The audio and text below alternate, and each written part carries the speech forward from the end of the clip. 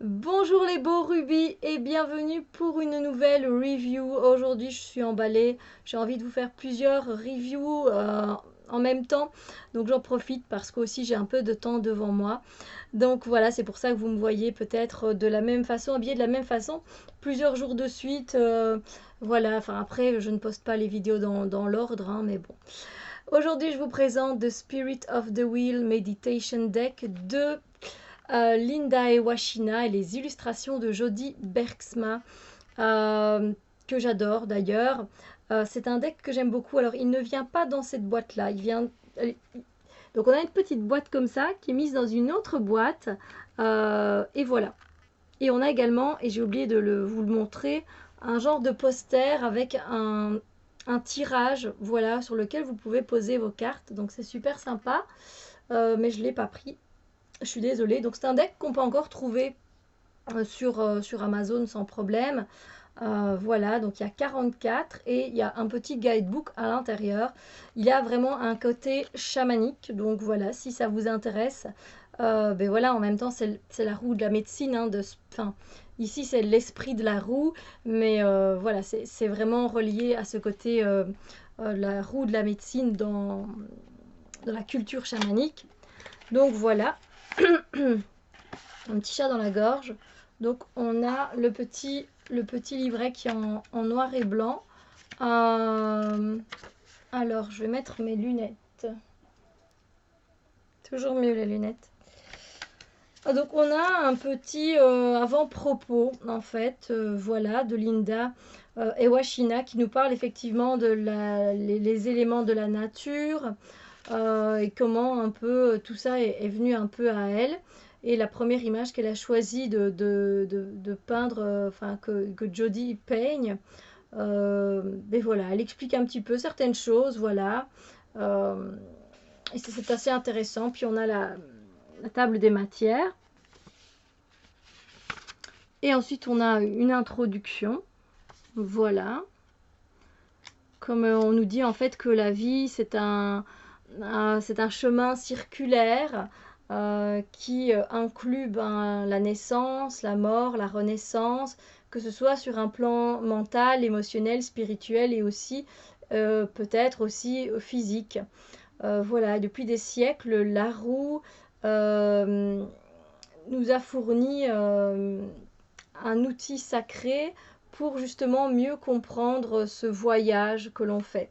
Donc voilà, on nous explique un peu tout ça et pourquoi ce deck, évidemment.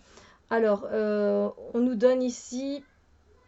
Ah oui, la création de la roue, c'est un tirage qui est vraiment avec toutes les cartes qui me semble vachement... moi, il me semble vachement compliqué ce deck avec toutes ces cartes. Je pense qu'il faut quand même s'y connaître vachement pour faire un si grand tirage, rien qu'avec des cartes oracle.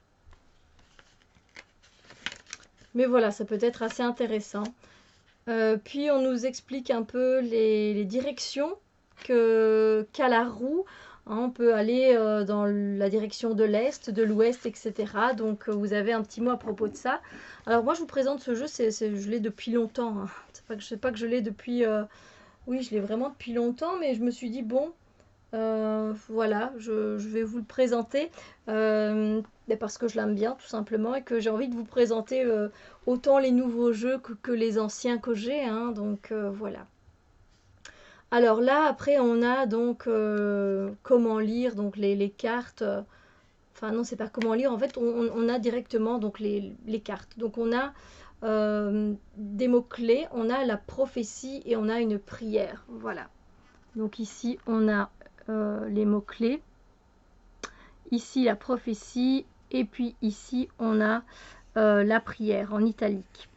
Et alors, après, on continue avec une autre carte, mots-clés, prophétie, prière. Voilà, alors, je trouve ça vraiment bien fait. Et je vais effectivement lire un petit peu ce que ça raconte. Pas tout le temps, pas tout le temps. Mais voilà, ça m'arrive. Alors, il y a encore d'autres tirages. Il y a ici le tirage du cercle intérieur. On a ici le tirage de la fleur qui s'épanouit. on a le tirage du calumet de la paix, de la pipe sacrée. Et à chaque fois, voilà, je pense que... Ah non, on a aussi le tirage du vortex de la roue. Et puis on a les remerciements et les biographies, un petit mot à propos de Linda Ewashina et un petit mot à propos de Jodie Bergsma. Voilà. Mais c'est pas mal, j'ai envie de dire, vous pouvez aller vraiment lire, c'est facile à comprendre, c'est facile d'accès et ça fait du bien. Alors, c'est le dos des cartes. Et elles sont vraiment d'une taille standard au niveau de carte oracle, même je dirais un peu moins grande. Et moi j'aime bien justement cette taille là parce qu'on sait quand même les prendre en main et super facile à mélanger. Elle glisse très bien, il n'y a pas de souci avec ça. La qualité elle est bien, moi elle ne me dérange pas, peut-être un peu plus solide mais voilà, au fil du temps je vois qu'elles sont toujours intactes, donc voilà.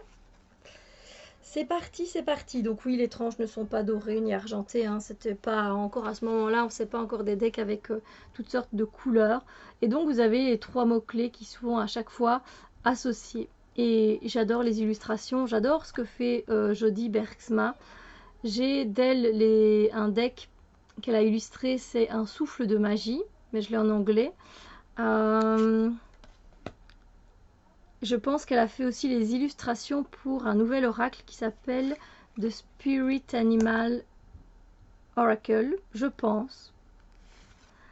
Voilà, donc elle est vraiment avec les éléments, avec la nature et avec les animaux, Jodie Bergsma, au niveau de ses peintures. Et voilà, moi je trouve ça très très beau. Alors comme je travaille beaucoup avec le loup est apparu énormément. J'ai repris le jeu pour travailler et le loup est apparu, oui, énormément. Voilà, je trouve ça magnifique, splendide.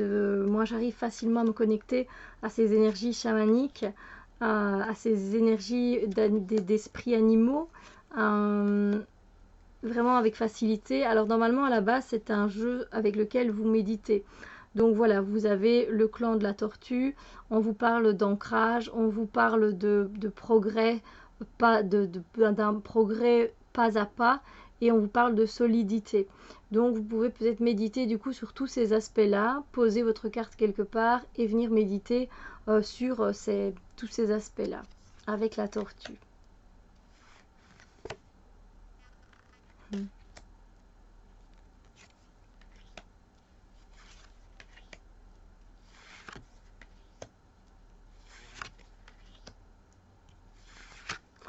Je trouve ça magnifique, vraiment. Je ne me lasse pas. Je ne me suis jamais lassée de ce jeu. Je n'ai jamais eu envie de... Ça, c'est le dos des cartes. Je n'ai jamais eu envie de... Mais non, que je suis bête. Bah oui, je vous montre le dos des cartes. Ah, voilà. Ça va aller. C'est la chaleur. Mais du coup, en fait, elles sont mélangées. Qu'est-ce que j'ai fait, moi? Voilà. Ça, c'est quand je mélange les cartes.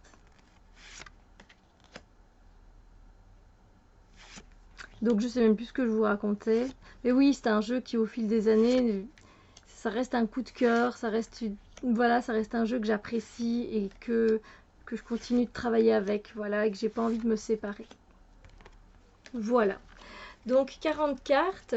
J'aurais voulu peut-être un peu plus de cartes, évidemment, mais voilà, Jodie Bergsma, elle a déjà fait pas mal de jeux. Vous pouvez retrouver donc son talent dans d'autres jeux. Par contre, l'auteur, Linda Ewashina, ça ne me dit rien. J'ai pas mal de decks, mais je ne pense pas qu'elle ait fait d'autres jeux que celui-là. Semble pas, peut-être, hein, mais voilà. Sur ce, les amis, j'espère que cette présentation d'oracle de cartes de méditation vous a plu. Et je vous dis à très bientôt pour d'autres vidéos. Bisous lumière!